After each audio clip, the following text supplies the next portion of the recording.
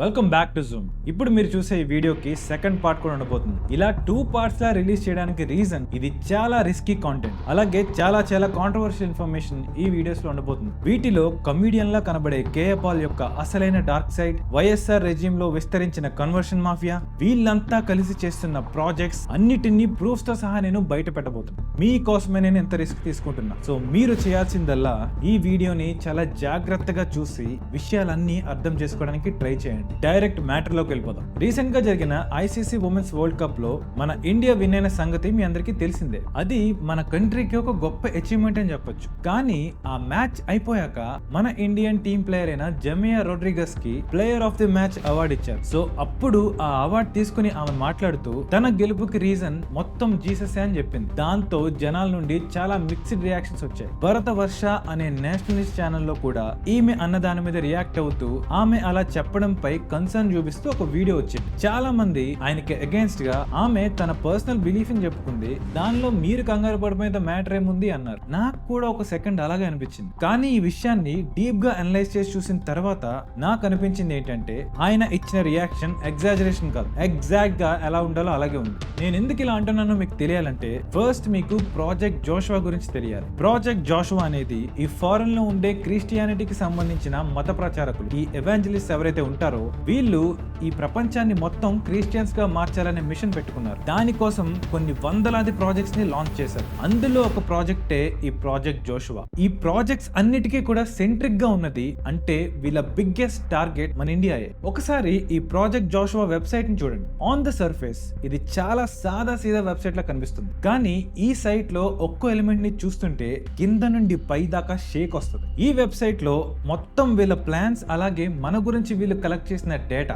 అంటే ఏ విలేజ్ లో ఏ క్యాస్ట్ వాళ్ళు ఉన్నారు, వాళ్ళ పాపులేషన్ ఎంత, ఏ దేవుణ్ణి నమ్ముతున్నారు, వీళ్ళ ప్రొఫెషన్ ఏంటి, అలాగే వీళ్ళ ఫైనాన్షియల్ స్టేటస్ ఏంటి, వీళ్ళు ఉండే ఏరియాస్ లో డామినెంట్ కమ్యూనిటీ ఏంటి, ఏ క్యాస్ట్ వాళ్ళతో ఏం మాట్లాడాలి, వీళ్ళ లాంగ్వేజ్ ఏంటి, ఎంతమంది కన్వర్ట్ అయ్యారు, అలాగే మిగిలిన వాళ్ళని కూడా మార్చాలంటే ఇంకా ఎంతమంది పాస్టర్స్ లేదా మత ప్రచారకులు అవసరం పడతారు. ఈ డేటా అంతా వీళ్ళు కలెక్ట్ చేసి ఓపెన్ గా వీళ్ళ వెబ్సైట్ లో పెట్టుకున్నారు. వీళ్ళ వెబ్సైట్ లో పదే అన్రీచ్డ్ అనే వర్డ్ ని ఎక్కువగా యూజ్ చేస్తున్నారు. ఈ అన్రీచ్డ్ అంటే వాళ్ళ మత ప్రచారం చేరని వాళ్ళు, అంటే జీసస్ ని నమ్మని వాళ్ళు అని అర్థం. వీళ్ళ డేటా ప్రకారం ప్రపంచంలో మొత్తం 17,000కు పైగా గ్రూప్స్ ఉన్నాయంట. ఈ గ్రూప్స్ అంటే ఇప్పుడు మన ఇండియాని ఎగ్జాంపుల్ గా తీసుకుంటే మనల్ని ఒక్కో క్యాస్ట్ ని లేదా ఒక్కో ట్రైబ్ ని ఒక్కో గ్రూప్ గా విడదీశారు. అలా మొత్తం ప్రపంచం అంతా కూడా వాళ్ళు మాట్లాడే భాష, ఉన్న రీజియన్, ఉన్న కమ్యూనిటీ, ముఖ్య దేవుడు, వీటన్నిటి బట్టి జనాల్ని కేటగరైజ్ చేస్తున్నారు గ్రూప్స్ కింద. సో అలా మన ఇండియా విషయానికి వచ్చేసరికి వీళ్ళ డేటాబేస్ ప్రకారం 2130 గ్రూప్స్ ఉన్నాయి.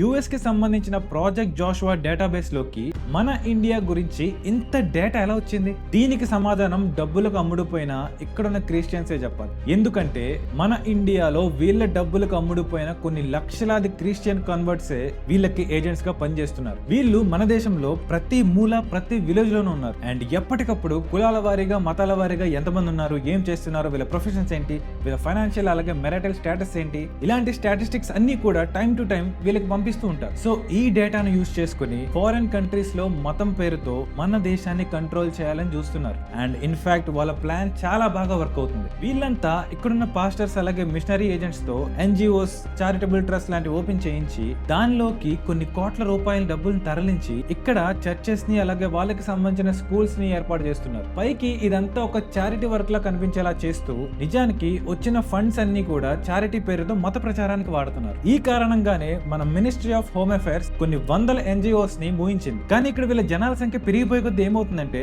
గవర్నమెంట్ ఇక్కడ 100 మూయిస్తుంటే ఇంకో చోట 1000 లేస్తున్నాయి. ఇలా ఏదో రకంగా వాళ్ళ ఆట సాగిస్తూనే ఉన్నారు. ఇక్కడ ఉన్న చాలా మంది పాస్టర్లకి ఒకటే టార్గెట్, ప్రతి ఏరియాలోనూ ఏదో రకంగా చర్చిని బిల్డ్ చేయడం, దానిలోకి జనాలను రప్పించడం, వాళ్ళని నమ్మించో భయపెట్టో దశమ భాగాల్ని ఇంకా వేరే కారణాలు చెప్పి డబ్బులు లాగి దాంతో మన భూముల్ని కొనడం. నోట్ దిస్ పాయింట్, దాంతో మన భూముల్ని కొనడం. దీని వెనకాల ఎజెండా ఏంటి అంటే రేపన్న రోజు భూమి ఉన్నోడిదే రాజ్యం. వీళ్ళు ఆల్రెడీ చాలా వరకు గవర్నమెంట్ భూముల్ని ప్రైవేట్ ప్రైవేట్ భూముల్ని ఆక్రమించి కన్స్ట్రక్షన్స్ చేసుకుంటూ వచ్చారు. దాని మీద కూడా చాలా రిపోర్ట్స్ ఉన్నాయి. ఇన్ఫాక్ట్ మీరు గూగుల్ చేయండి, ఇండియాలో second largest land owners after Indian armed forces ఎవర్రా అంటే క్యాథలిక్ చర్చ్ అని వస్తుంది. ఇదే విషయాన్ని నేను ఇదివరకు చేసిన వీడియోలో కూడా చెప్పాను, కావాలంటే మీరు ఆ వీడియో కూడా చూడండి. మనం ఈ టీవీల్లో యూట్యూబ్లో చూస్తున్న పాస్టర్స్ వీళ్ళంతా కూడా ఎప్పుడో వీళ్ళు ఇచ్చే డబ్బులకు అమ్ముడిపోయారు. అలాగే వీళ్ళంతా కూడా హెవీలీ ట్రైన్ అయి ఉన్నారు. వితండవాదం చేయడంలో వీళ్ళు చాలా పెద్ద ఎక్స్పర్ట్స్. వీళ్ళ దగ్గర మీరు ఎటువంటి క్వశ్చన్ అడిగినా దానికి సమాధానం ఉండకపోగా వీళ్ళు డైవర్షన్ టాక్టిక్స్ యూస్ చేసి అడిగిన క్వశ్చన్ నుంచి తప్పించుకుంటూ ఉంటారు. ఇలా వీళ్ళంతా కలిసి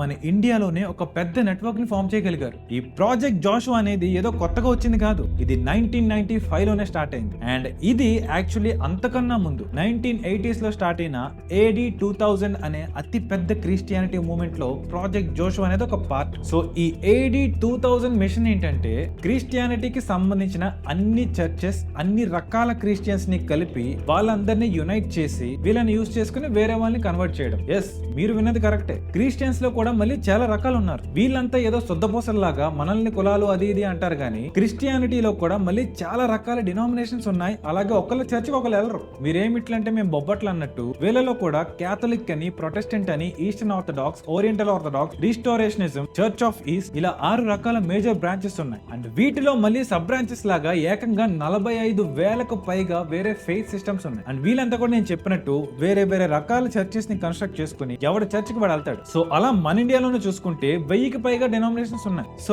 ఇలాంటి వేరే వేరే డినామినేషన్స్ లో ఉన్న వాళ్ళందరినీ కలిపి ఒకటే క్రిస్టియానిటీలోకి తీసుకొచ్చి వీళ్ళని యూజ్ చేసుకుని మిగిలిన వరల్డ్ పాపులేషన్ ని కూడా క్రిస్టియన్స్ గా కన్వర్ట్ చేయాలనే గోల్ తో స్టార్ట్ చేసిన మిషనే ఈ AD 2000. ఇలాంటి మిషన్స్ కొన్ని వందల్లో యాక్టివ్ గా రన్ అవుతున్నాయి. మన ఇండియాలో ఉన్న ఈ విశ్వాసులు ఇచ్చే ఈ దశమ భాగాలు, ఈ ఫారెన్ నుండి వచ్చే ఈ కోట్లాది ఫండ్స్ తో వీళ్ళు గవర్నమెంట్ సైతం ఇన్ఫ్లుయెన్స్ చేసే స్థాయికి వెళ్ళిపోయారు. అండ్ వీటన్నిటికీ బాగా హెల్ప్ చేసిన వ్యక్తి డాక్టర్ వైఎస్ రాజశేఖర్ రెడ్డి. ఈయన గురించి చెప్పాల్సింది చాలా ఉంది, అది నేను పార్ట్ 2 లో చెప్తాను. సో ఇలా వీళ్ళ చేత ట్రైన్ అవ్వబడిన చాలా మంది కన్వర్ట్ అయినా సరే వాళ్ళ సర్టిఫికేట్స్ లో మాత్రం హిందువులుగానే SC, ST, OBC అంటూ రిజర్వేషన్స్ వాడుకుని గవర్నమెంట్ జాబ్స్ ని కొట్టి మంచి మంచి పొజిషన్స్ లోకి వెళ్ళిపోయారు. చాలా మంది SPలు, గవర్నమెంట్ డాక్టర్స్, ఇంకా వేరే వేరే క్రూషియల్ పొజిషన్స్ లో కూర్చున్నారు. ఇన్సైడ్ గవర్నమెంట్ వీళ్ళ నెట్వర్క్ చాలా బలంగా ఉంది. సో ఈ నెట్వర్క్ గవర్నమెంట్ లో దూరి ఏం చేసింది, ఇవన్నీ రియల్ ఎగ్జాంపుల్స్ సహా నేను సెకండ్ వీడియోలో చెప్తాను. ఎందుకంటే యూట్యూబ్ వాడు దేన్ని ఇన్అప్రోప్రియేట్ గా ఫ్లాగ్ చేస్తున్నాడు, దేన్ని సపోర్ట్ చేస్తున్నాడు నాకేం అర్థం కావట్లేదు. సో నేను కూడా జాగ్రత్తగా వీడియోస్ చేయాల్సి వస్తుంది, మీరు అర్థం చేసుకుంటారు అనుకుంటున్నా. సో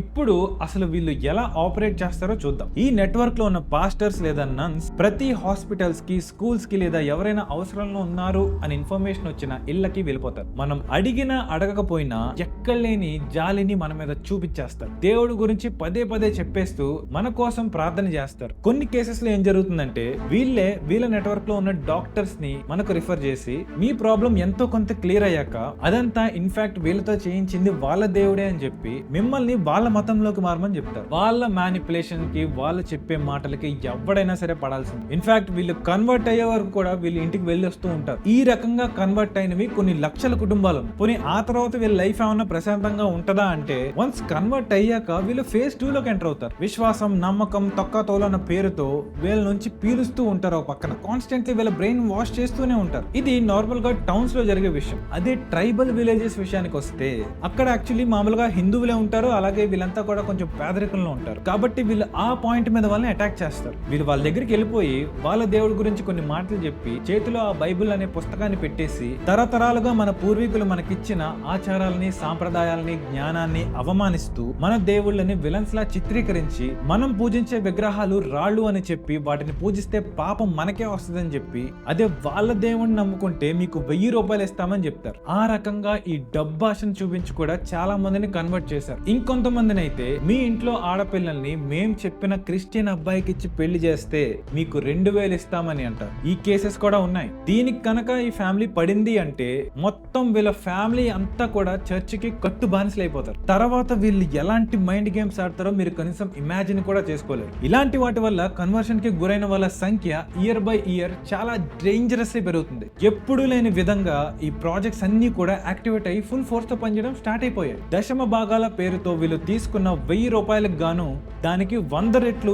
ఎక్కువ భయపెట్టి చర్చెస్ లో లాగుతున్నారు. ఇలా ఉన్న పలంగా కన్వర్ట్ అయిపోవడం వల్ల అప్పటిదాకా చుట్టాలు, అన్న, అక్క, అమ్మ అని పిలుచుకున్న వాళ్ళంతా కూడా ఒక్కసారే సైతాన్లు అయిపోతున్నారు. కుటుంబాలు దూరం అయిపోతున్నాయి. మనిషికి దూరాలు పెరిగిపోతున్నాయి. అలాగే మన సొసైటీ బ్రేక్ అయిపోతుంది. ఇదే బ్రిటిషర్స్ యూజ్ చేసిన divide and rule policy. Britishers వెళ్ళిపోతూ నాటిన విత్తనమే ఇప్పుడు ఎంత దారుణాన్ని చేస్తుంది. ఇదంతా చేసి మన దేశాన్ని విడగొట్టి మన దేశం మీద పొలిటికల్ గా కంట్రోల్ సంపాదించడమే వీళ్ళ టార్గెట్. ఈ పై వాళ్ళు ఇచ్చే టెంపరీ బెనిఫిట్స్ కోసం ఈ పాస్టర్లు జనాల్ని మోసం చేస్తూ మన దేశాన్ని అమ్మేస్తున్నారు. యాక్చువల్లీ ఈ విషయంలో నాకు గవర్నమెంట్ మీద పెద్ద కోపం వస్తుంది. అసలు ఇన్ని అరాచకాలు జరుగుతుంటే పవర్ లో ఉన్న బీజేపీ ఏం పీకుతుంది? మన తోటి హిందువులు సిగ్గు లేకుండా గవర్నమెంట్ ని క్వశ్చన్ చేయకుండా ఏం చేస్తున్నారు? ఎందుకంటే కాన్స్టిట్యూషన్ లో మతాన్ని ప్రాపగేట్ చేసుకోవచ్చు అని ఉందన్న పేరుతో మన ఇళ్ల మీదకి వచ్చేసి మీ దేవుడు మంచోడు కాదు, మా దేవుడే గొప్ప, మా దేవుడిని నమ్ముకోకపోతే మీరు నాశనం అయిపోతారు అనేంత స్వేచ్ఛ ఇచ్చిన కాన్స్టిట్యూషన్ ని మనం మార్చాలా వద్దా? అసలు ఎందుకని ఈ గవర్నమెంట్ యాంటీ కన్వర్షన్ లాస్ ని తీసుకురావట్లేదు?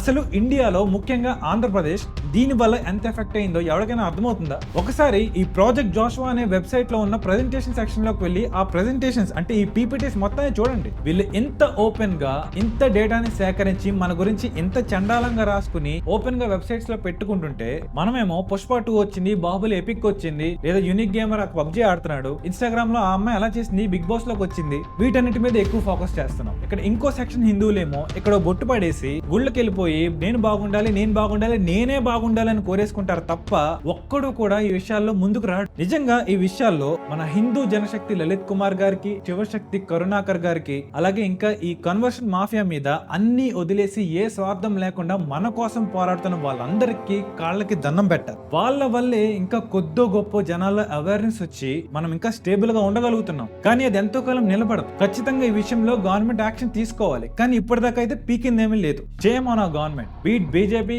Congress, TDP, Janasena, YCP or any other party. ఎంతసేపు మాలాంటి వాళ్ళు ఒక్కొక్కరుగా వచ్చి రిస్కులు తీసుకోవాలంటే ఎలా అవుతుంది? ఒకసారి వీళ్ళ వెబ్సైట్ లో చూడండి. మన ఇండియాలో భోజ్పూరి వాళ్ళని ఏ రకంగా మార్చారని ప్రౌడ్ గా రాసుకున్నారు. భోజ్పూరి వాళ్ళలో చాలా క్యాస్ట్ ఉన్నాయంట. సో మనం ఆ క్యాస్ట్ జోలికి వెళ్తే మన పని పెరిగిపోద్ది. కాబట్టి వాళ్ళందరికీ ఉండే కామన్ పాయింట్ వాళ్ళ లాంగ్వేజ్ అంటే భాష. కాబట్టి దాన్ని టార్గెట్ చేద్దాం. వాళ్ళ భాషలో బైబిల్ రిలీజ్ చేసి ప్రచారం చేద్దాం. దాని వల్ల ఈ తెంగరోళ్ళందరూ మన దారికి వస్తారు అనే ప్లాన్ వేసి దాన్ని సక్సెస్ఫుల్ గా ఇంప్లిమెంట్ చేసి ఇప్పుడు దాని వల్ల చాలా మందిని కన్వర్ట్ చేసినట్టు చాలా హ్యాపీగా రాసుకున్నారు. అందులో ఇది జస్ట్ ఎగ్జాంపుల్ మాత్రమే. ఇంకా చాలా ఘోరాలు ఉన్నాయి. మీకు టీవీలలో, యూట్యూబ్ లో కనబడే ప్రతి ఒక్క పాస్టర్ ఈ నెట్వర్క్ కి సంబంధించిన వాడే. I dare to say this. చాలా మంది దశమాగాలు తీరు, మాకు అప్పులు ఉన్నాయి, మాకు బాధలు ఉన్నాయి, గడది గుడ్డు ఉంది అని చెబుతా ఉంటారు. నేను నోరు మూసుకుని దశమాగాలు తీస్తామండి. తీయకుండా పోవు అప్పులు ఉన్నది ఏవో ఏడ్చుకో, బాత్రూంలోకి వెళ్ళి ఏడ్చుకో, కింద కూర్చొని ఏడ్చుకో, మంచం మీద పడుకుని ఏడ్చుకో, ముసుకేసుకుని ఏడ్చుకో, ఎప్పటికీ బావు. దశమాగం నీనోడికి అప్పులు బావు, కూర్చొని ఏడ్చుకుని ఏడ్చుకోమా. అది ఎవరైనా సరే నువ్వు కొంచెంలో నమ్మకంగా ఉంటే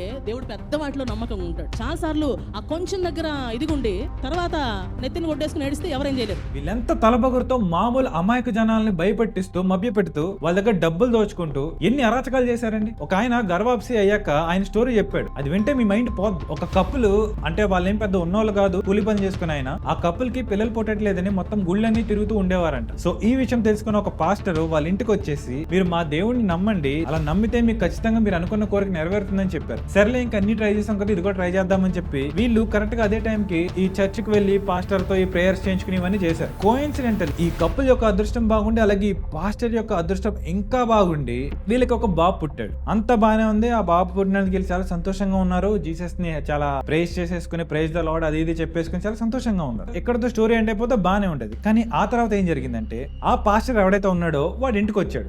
ఇంటికి వచ్చి కంగ్రాచులేషన్స్ చెప్పి దేవుడు అంతా మీకు మంచిగా చేస్తాడని చెప్పి సో ఇదంతా చేసినందుకు నాకేంటి అని అడిగాడు. అలా అడగగానే వీళ్ళు షాక్ అయిపోయారు. అదేంటి ఇప్పుడు మా దగ్గర డబ్బులు లేవో, ఇతనేమో మాదేం పెద్ద ఆర్థిక పరిస్థితి కూడా బాగాలేదు, వీళ్ళు చూస్తేనేమో ఇప్పుడు డబ్బులు అడుగుతున్నారు, ఏం చేయాలా అని ఆలోచిస్తున్నారు. ఆ టైంలో ఈ బోకు పాస్టర్ ఏమన్నాడో తెలుసా? ఏంటి మీ దగ్గర డబ్బులు లేవా? ఇంత చేస్తే నేను మీకు డబ్బులు లేవంటారా? ఓ పని చేద్దాం, మీ కొడుకుని నాకు ఇచ్చేయండి, నేను చర్చికి తీసుకెళ్లిపోతాను, డబ్బులు వచ్చాక మీ కొడుకుని మీకు ఇస్తాను. ఇలా సంథింగ్ ఒక డీల్ చెప్పాడు. డబ్బుకి కప్పులు షేక్ అయిపోయారు. ఇప్పుడు ఏం చేయాలో అర్థం కావట్లేదు. వీళ్ళు చూస్తేనేమో పెద్ద మాఫియా నెట్వర్క్ ఉంది, వీళ్ళు చూస్తేనేమో జస్ట్ కూలి పని చేసుకునేవాడు. వీడు వాడితో ఫైట్ చేయాలంటే ఇంపాసిబుల్. అప్పుడు వీళ్ళు ఏం చేశారంటే మన హిందువుల్లో ఇలా గర్వాపసి కోసం ప్రయత్నిస్తున్న వాళ్ళని, గర్వాపసి అంటే ఇలా హిందువులే క్రిస్టియానిటీలు ఇరుక్కొని మళ్ళీ వెనక్కి రావడం కోసం దారులు ఎత్తుక్కుంటున్న వాళ్ళకి సహాయం చేయడం కోసం ఈ గర్వాపసి అనే ప్రోగ్రామ్ పెట్టారు. సో అందులో పనిచేసే వ్యక్తుల్ని వీళ్ళు సంప్రదిస్తే వాళ్ళు ఆ పాస్టర్ దగ్గరికి వెళ్ళి 4 పీకి వీళ్ళని రక్షించారు వారి నుండి. సో ఇలా కొన్ని లక్షలాది కేసెస్ జరుగుతూ ఉంటాయి. అందుకనే నేను గవర్నమెంట్ ఏం చేస్తామని అడుగుతున్నా. అయినా ఇందాక నుంచి గవర్నమెంట్ ఏం పీకుద్ది